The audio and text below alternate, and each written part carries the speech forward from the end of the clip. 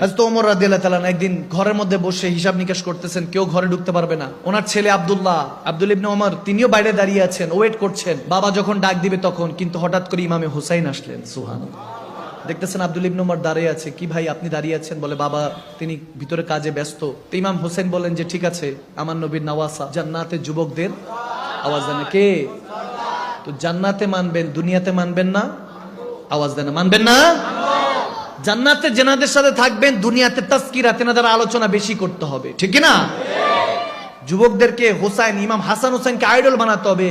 বয়স্ক যারা আছেন মুরব্বী, তেনাদেরকে আবু বকর, ওমর, ওসমান, হায়দার, মওলা আলীর মতো তেনাদেরকে আইডল বানাতে হবে। মা বোনদেরকে খাতুনের জান্নাত মা ফাতেমাতুজ জাহরা, খাদিজাতুল কুবরা এবং মা আয়েশা সিদ্দিকার মতো আইডল খুঁজতে হবে, ঠিক না? তখন জমিন আবাদ হবে, তখন এই নয় নকশা চেঞ্জ হয়ে যাবে। যখন ইমামে হুসাইন জানতে পারলেন হযরত ওমর ব্যস্ত আছেন, বিজি, বলছে ঠিক আছে জোহরের নামাজের সময় মসজিদে নববীতে দেখা করে নিব। হযরত ওমর কাছ থেকে ফারেক হওয়ার পরে তেনার ছেলেকে বলতেছে, আব্দুল্লাহকে কি কাজ, কি সমস্যা, কেউ এসেছিল?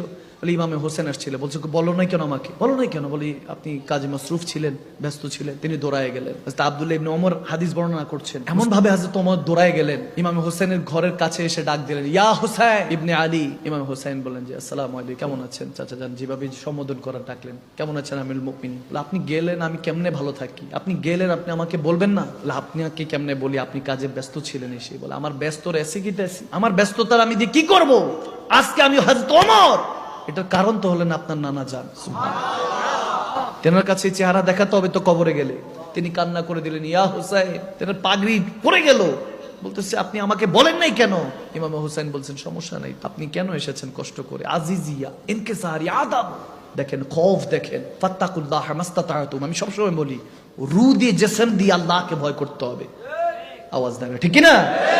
তাসদিকু বিল কলব, অন্তর থেকে মেনে নিতে হবে। জুবান দিয়ে বলার সময় চিন্তা করবেন আমার নবীর নাম বলতেছি, আল্লাহর নাম বলতেছি। সুবহানাল্লাহ।